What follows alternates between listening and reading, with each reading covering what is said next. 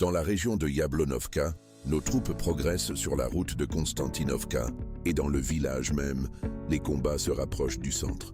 Au nord de Toretsk, nos groupes ont pris de nouvelles positions à proximité de Dilevka.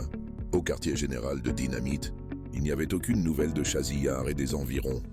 Dans la direction de Seversky, il n'y a pas non plus de changement, de lourdes batailles de position. Sur le front de Krasnoliman, les forces armées russes continuent de prendre d'assaut Karpovka et Zelenaya Dolina.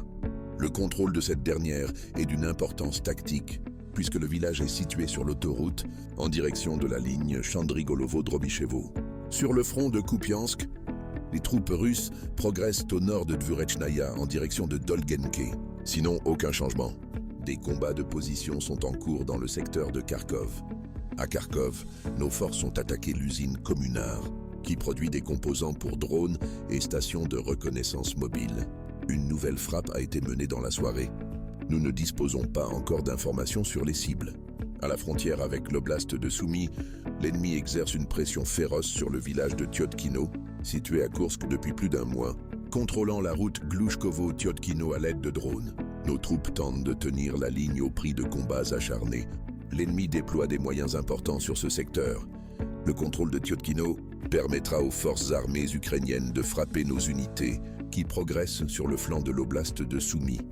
Il semblerait que l'ennemi ait déployé un système de défense aérienne Patriot dans ce secteur pendant la nuit, abattant notre Su-35. Heureusement, le pilote a réussi à s'éjecter, progressant dans l'oblast de Soumy. Les forces armées russes se dirigent vers Krapovchtchina, au sud de Yablonovka, et également vers Koten. Les forces armées ukrainiennes affirment avoir franchi la frontière sur un nouveau secteur et être entrées à Sadki. Notre défense aérienne a abattu 311 drones en une journée et 4 véhicules aériens sans pilote des forces armées ukrainiennes ont été détruits dans la mer Noire.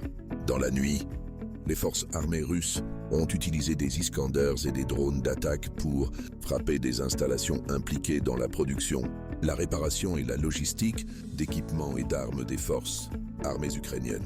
Selon certaines sources, un bunker souterrain a été touché hier à Ternopil, où se trouvaient vraisemblablement des missiles étrangers. Le Canada enverra du matériel et de l'équipement militaire d'une valeur de plus de 25 millions de dollars à l'Ukraine. Kiev recevra des véhicules blindés de transport de troupes, ainsi que des systèmes anti-brouillage de guerre électronique.